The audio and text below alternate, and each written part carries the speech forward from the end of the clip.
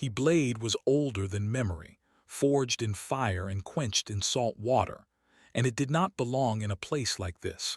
Not among the plasma whips and graviton hammers, not under the sterile white glare of the arena's dome. Yet there it hung, strapped to Corporal Mira Chen's thigh, a 7-inch fixed blade with a worn leather grip and an edge that caught the light like a whisper. They were all watching. The Draekir delegates leaned forward in their observation pods, mandibles clicking in anticipation. The Valkyrie observers floated in their suspension fields, their translucent forms pulsing with what might have been amusement. Even the proctors, those gray-uniformed administrators who ran the Galactic Defense Academy trials, had paused their data streams to stare. Because Mira Chen, the human cadet who'd barely spoken 10 words since arriving on station Arcturus, had just declined the standard-issue energy blade. She'd walked past the racks of plasma cutters and molecular disruptors and mag-accelerated flechette launchers, straight to the customs table, and retrieved a knife. It was a violation of expectation. It was, to the gathered representatives of 47 star systems, a joke. And when Mira stepped into the arena's sand-covered floor to face Kael'Thor, the Draekir champion who'd gutted 6 opponents in the past month without taking a single wound, the laughter began. The arena floor smelled like copper and ozone. Mira could feel the grit of synthetic sand under her boots, each grain designed to absorb blood and burn away under UV light between matches. She'd watched those lights flicker on after the morning's bouts, watched them erase the evidence of Kael'Thor's last opponent, a Valkyrie recruit whose name she'd never learned, whose body had been carried out in 3 sealed containers. She adjusted her grip on the knife. The leather was warm against her palm, worn smooth by hands that came before hers.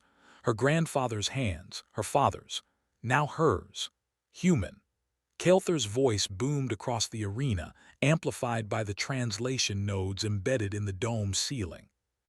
He stood 10 feet tall, his chitinous armor gleaming black and crimson under the lights, 4 arms spread wide in a gesture that might have been welcome or threat.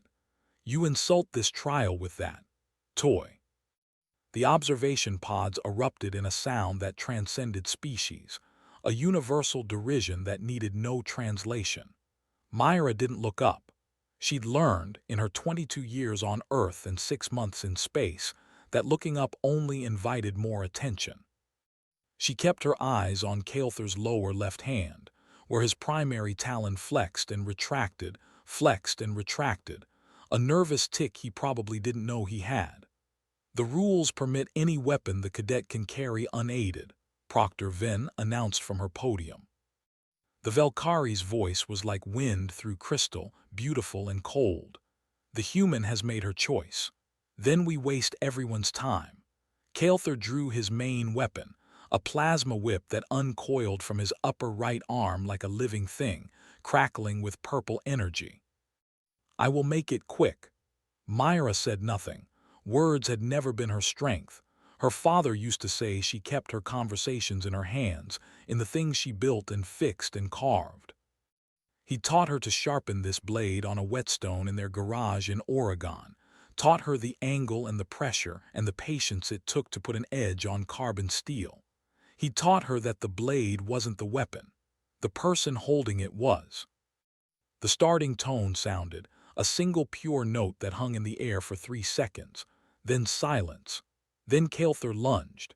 He was fast for his size, closing the 20-foot gap in 2 bounds, the plasma whip singing overhead. Mira moved laterally, not back. The whip cracked where she'd been standing, superheating sand into glass shards that pinged off the arena's energy barriers. She kept moving, circling right, knife held low and close to her body, the way her combatives instructor at Fort Benning had drilled into her. Don't lead with the blade. Lead with your eyes. Kael'Thor pivoted, all 4 arms working in concert, 2 steadying his stance, 1 wielding the whip, 1 reaching for a secondary weapon on his harness. He was used to opponents who retreated, who tried to match his reach with ranged weapons of their own. Mira wasn't retreating. She was closing distance. The whip came again, a horizontal slash meant to bisect her at the waist. She dropped into a crouch, felt the heat wash over her shoulders, and exploded forward with her legs. 3 steps brought her inside his reach. She drove the knife up and in, aiming for the seam between chest plate and abdomen where Draekir anatomy placed a major nerve cluster. Kael'Thor's lower left hand, the one with the nervous tick, caught her wrist. His grip was crushing. Mira didn't fight it. She let her momentum carry her forward, drove her shoulder into his center mass, and used her free hand to hammer a palm strike into his wrist joint. The Draekir physiology had weak points, just like every other species. You just had to know where to look. His grip loosened for half a second. Half a second was enough. Mira twisted her wrist free, reversed her grip, and slashed across his lower left palm. Not deep, just enough to open the softer tissue between the chitin plates. Purple blood, darker than the plasma whip, spattered the sand. Kael'Thor roared and backpedaled. The observers went quiet. "First blood," Proctor Venn announced. Her tone hadn't changed, but Mira thought she detected something new beneath the crystal coldness. Interest, maybe. Continue. The Draekir champion looked at his bleeding palm like it had betrayed him. In 47 trials, no one had drawn his blood in the first exchange. No one had gotten inside his reach. He raised his upper arms, mandibles spreading wide in a threat display that would have sent most prey species running. Mira just watched his feet. People, and she'd learned to think of all these species as people, no matter their shape, always telegraphed their intentions through their feet. His left rear foot shifted back. Weight transfer. He was going to feint high and strike low. She was already moving when the whip came screaming toward her ankles. The arena's climate control couldn't quite mask the smell of burned chitin now. Mira had opened 2 more cuts on Kael'Thor's armor, one across his lower right forearm where he'd tried to grapple her again, another along his left flank where the plates overlapped. Neither was deep. Neither was meant to be. She was mapping him, learning the rhythm of his attacks, finding the patterns. Her instructors back on Earth, the ones who'd trained her in Marine Corps martial arts before she tested into the Academy's experimental human cohort, had drilled one lesson above all others. Every opponent has a cadence. Learn it. Break it. Kael'Thor's cadence was aggressive and linear. He fought like someone who'd never had to worry about being hurt, who'd learned to trust his armor and his reach and his reputation. He used his whip to control space, driving opponents to the arena's edges where they had nowhere to go but through him. It had worked on 6 previous challengers. It wasn't working on Mira. She stayed mobile, never more than 4 steps from him but never within his optimal striking distance. When he advanced, she circled. When he circled, she closed. It was exhausting. Her calves burned, her lungs ached in the station's too thin atmosphere, but exhaustion was familiar. She'd run 20-mile ruck marches in Georgia summer heat. She'd done Hell Week with a stress fracture in her foot. Pain was just information, her drill instructor used to say. You don't have to like it, you just have to use it. Kael'Thor was getting frustrated. She could see it in the way his strikes came faster but sloppier, in the way his mandibles clacked between attacks. Frustration was good. Frustration led to mistakes. You dance well, human, he growled, adjusting his grip on the whip. But you cannot win by running. Mira didn't respond. She was counting his breaths, timing them against his strikes. Draekir physiology required massive oxygen intake to fuel their size and strength. Kael'Thor was breathing hard now, his chest plates rising and falling in a rhythm that was just slightly irregular. He'd been fighting for 7 minutes without rest. She'd been fighting for 7 minutes while conserving energy. The whip came again, a complex pattern, overhead, then diagonal, then a quick reversal meant to catch her on the backswing. Mira read the sequence in his shoulder movements, in the minute adjustments of his feet. She ducked the first strike, sidestepped the second, and instead of retreating from the third, she stepped into it. The timing had to be perfect. The whip's plasma field extended 6 inches beyond its physical core, hot enough to sear through body armor but requiring a split second to ionize after each strike. Mira had been watching that delay, measuring it. When Kael'Thor reversed his strike, she moved inside the field's reach, close enough to feel the heat prickle her skin, and drove her knife into his lower right knee joint. This cut was deeper. Her blade found the gap between armor plates and went in 4 inches, severing tendons. Kael'Thor's leg buckled. He didn't fall. He had 3 other legs to support his weight, but his stance broke, his balance shifted, and for 2 full seconds he was vulnerable. Mira pulled the knife free and retreated before he could recover. Purple blood ran down his leg, pooling in the sand. "Mobility compromised," Proctor Venn announced. "Champion, do you wish to yield?" "No." Kael'Thor's voice was stone. He straightened, shifting his weight to his 3 good legs, and the whip crackled brighter. "I will finish this." The observation pods erupted again, but the sound was different now. Not laughter. Something closer to excitement, or maybe concern.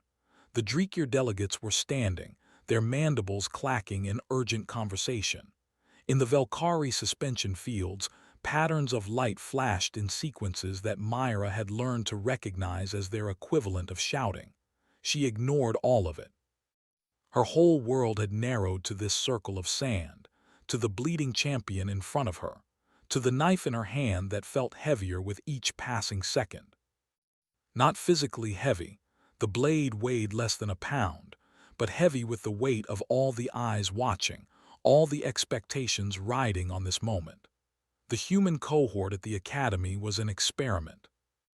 Earth had joined the Galactic Defense Coalition only 18 months ago, and there were plenty of species who thought humanity was too primitive, too aggressive, too dangerous to integrate into the larger community. This trial was supposed to prove something. Mira wasn't sure what. She just knew that if she failed, she'd be confirming every doubt those skeptics had ever voiced. She adjusted her grip, rolled her shoulders to loosen the building tension, and waited. Kael'Thor charged. He came at her with everything, all 4 arms working in brutal synchronization. The plasma whip in his upper right hand, a graviton hammer drawn from his harness in his upper left, his 2 lower hands reaching to grapple and crush. He was sacrificing defense entirely, betting that his remaining strength and reach would overwhelm her before his injured leg gave out completely. It almost worked. Mira dodged the whip but couldn't avoid the hammer. The graviton field caught her left shoulder, and suddenly her arm weighed 100 pounds. She stumbled, barely kept her feet, felt the sand shift treacherously under her boots.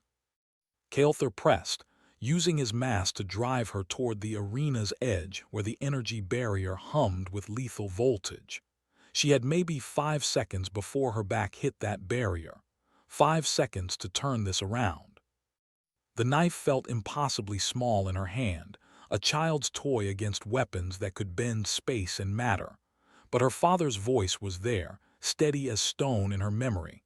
The blade isn't the weapon, the person holding it is. She stopped retreating. When Kael'Thor's lower right hand shot out to grab her throat, she didn't pull away. She turned into the grab, let his fingers close around her collar, and used his own pull to launch herself upward. Her boots left the ground. For a moment she was weightless, suspended by his grip and her own momentum, close enough to see her reflection in his compound eyes. Then she drove the knife into his upper right shoulder, just behind the joint where the whip arm connected to his torso. The Draekir neural cluster was right there, packed into a space the size of a walnut. Sever it and the arm went dead. She'd studied the anatomy texts until her eyes burned, memorized every diagram in the Academy's xenobiology database. Now that knowledge translated into motion, precise, economical, final. Kael'Thor's roar shook the arena dome. The plasma whip died mid-strike, its energy field collapsing.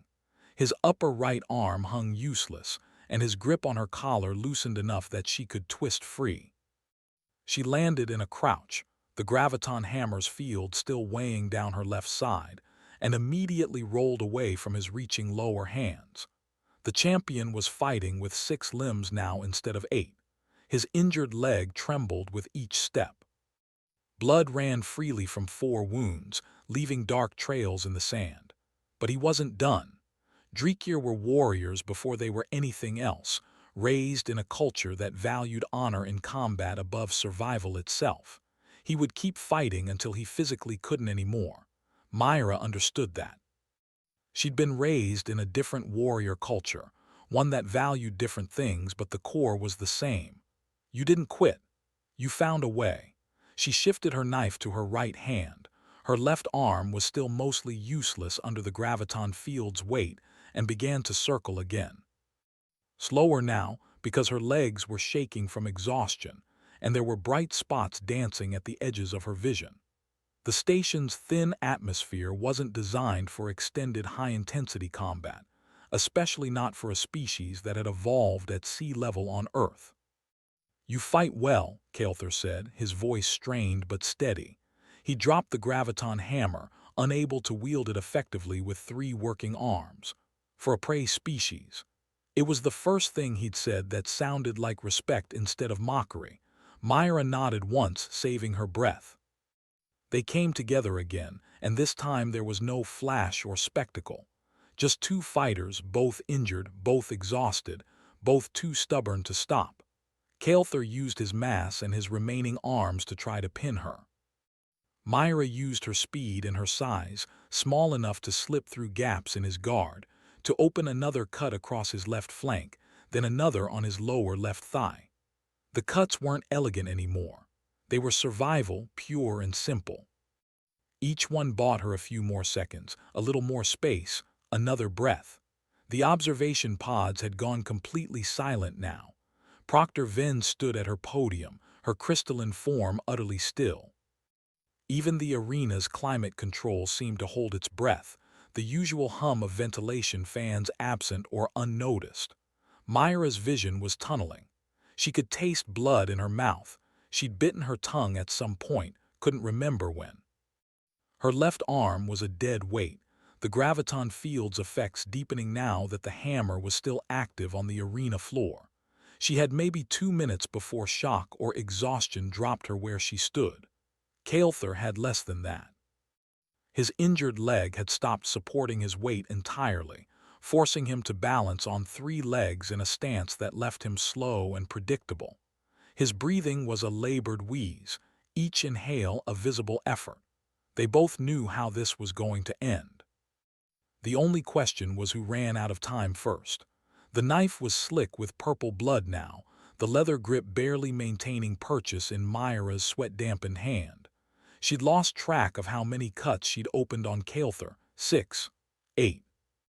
Each one small, each one carefully placed to avoid major arteries or organs, each one designed to slow him down without killing him. Because despite everything, despite the pain and exhaustion and the primal fear that kept trying to claw its way up her throat, she didn't want to kill him. The Academy trials weren't gladiatorial games. They were supposed to test skill and discipline, not bloodlust. First blood ended most matches. Yield ended the rest. But Kael'Thor wouldn't yield, and there was too much pride and too much cultural weight in this arena for him to stop. So Mira kept cutting, and he kept fighting, and the sand beneath them turned dark with his blood. She saw the moment his strength finally left him. Not all at once, that would have been mercy, but in stages. First his lower left leg buckled, then his upper left arm dropped a few inches. Then his whole stance shifted as his body tried desperately to compensate for injuries that couldn't be compensated for. He was operating on will alone now, his nervous system screaming warnings that his pride refused to hear. When he lunged one last time, it was slow enough that Mira could have sidestepped easily. Instead, she stood her ground. She let him come close, let him think he might land one final strike, and then she moved, not away but up. She jumped, planted her boot on his injured right knee, used his body as a ladder. His lower arms tried to grab her but were too slow, too weak.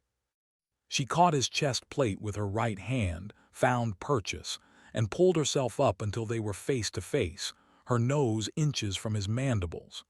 She placed the knife's edge against the soft tissue of his throat, not cutting, just resting there. Close enough that he could feel the cold steel, feel how easy it would be for her to press forward. "Yield," she said. Her voice was hoarse from breathing through her mouth, barely audible over his labored breathing. "Please." Kael'Thor's compound eyes focused on her with an intensity that transcended species. For a long moment, he just looked at her, this small human with her ancient weapon and her bleeding tongue and her arm that hung useless at her side. Then slowly, he lowered all three of his working arms in the Draekir gesture of submission. "I yield," he said, and his voice carried no shame, only exhaustion and perhaps a measure of surprise. Mira removed the knife from his throat and dropped back to the sand. Her legs nearly gave out when she landed, but she locked her knees and stayed upright. She looked up at Proctor Vin's podium. "Match concluded," the Valkyrie announced. "Victor, Corporal Mira Chen, Earth Cohort." The observation pods erupted, not laughter this time. Something else entirely. A cacophony of chirps and clicks and resonant tones that might have been applause or argument or both. The Draekir delegates were on their feet, all of them, their mandibles spread wide in expressions that Mira had learned to recognize as shock. Kael'Thor sank to his remaining knees, his breathing ragged. Medical drones were already descending from the ceiling, their scanners flashing over his wounds. He looked at Mira with those alien eyes and said, "Your name will be remembered, human." Mira nodded. She wanted to say something meaningful, something that would capture the enormity of this moment, but words still weren't her strength.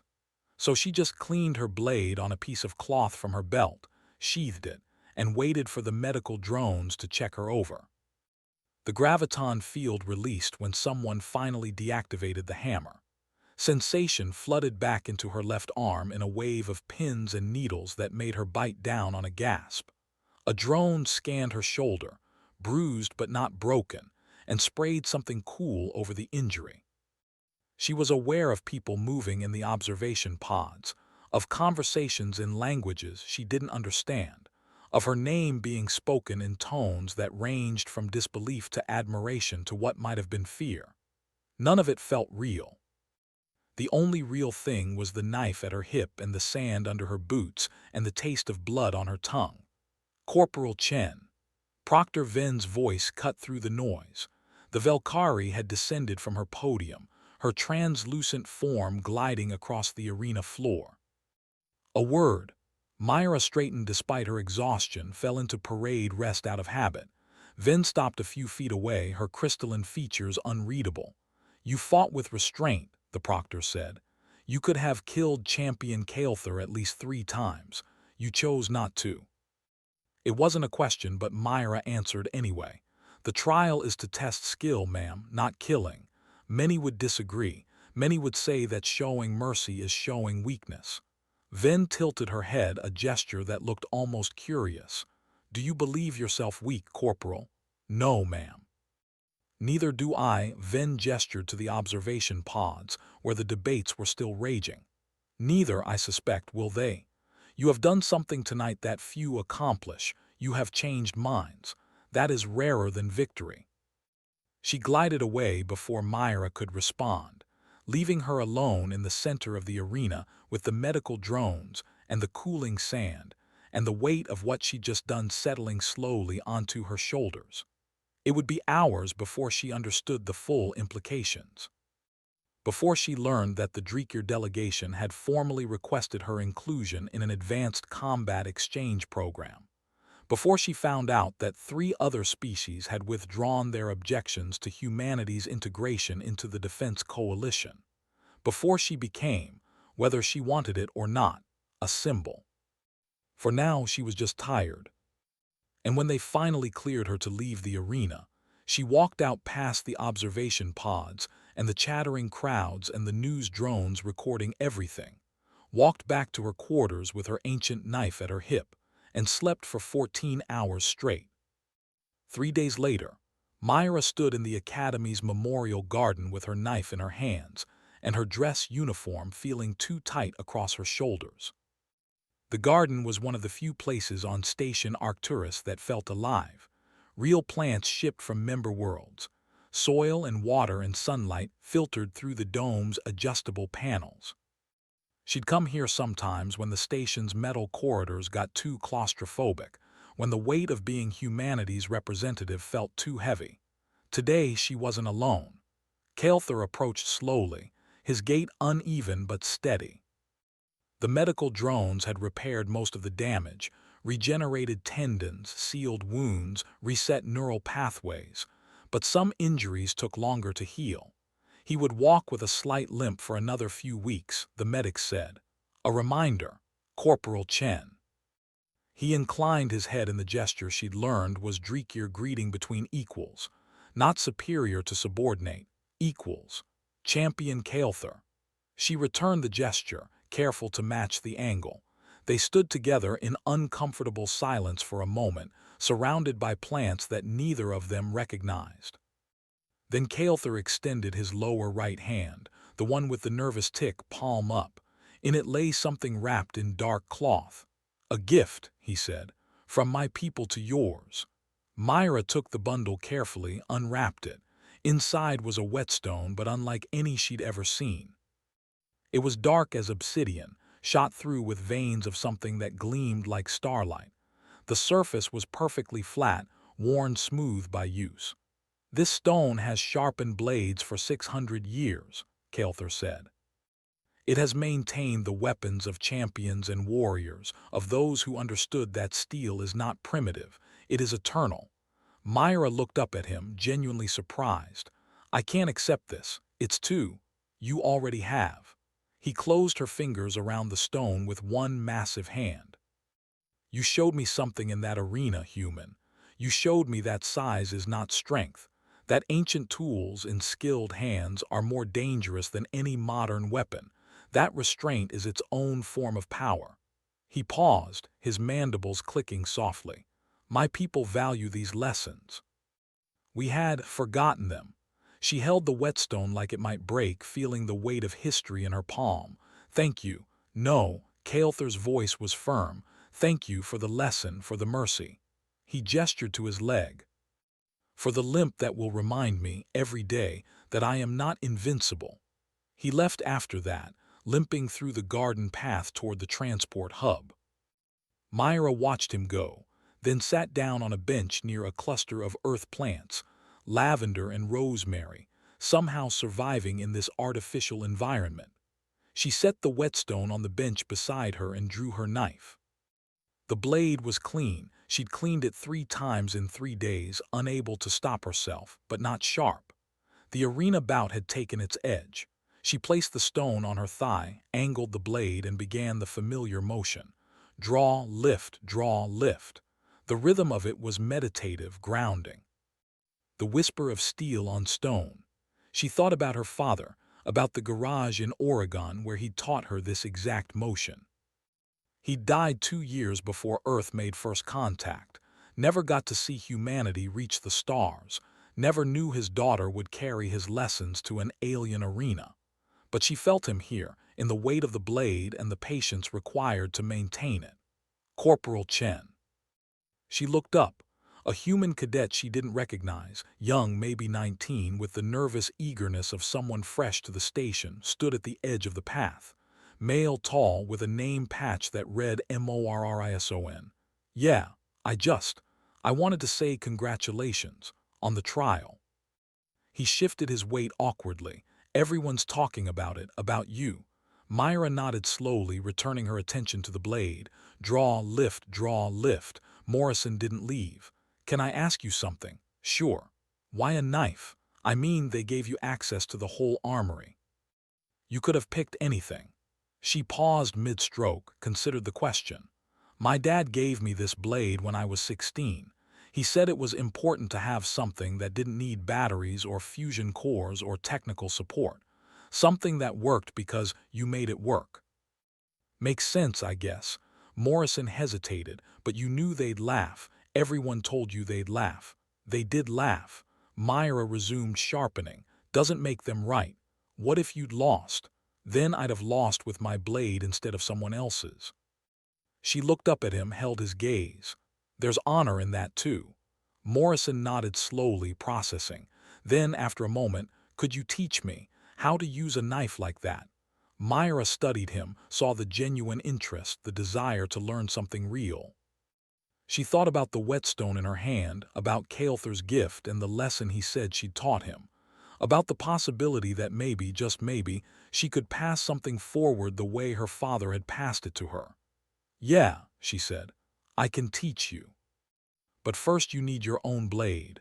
Find something that fits your hand, something with weight and balance that feels right, then come back. Really? His face lit up. Thank you, Corporal. He left it something close to a run, eager in the way only the young could be eager.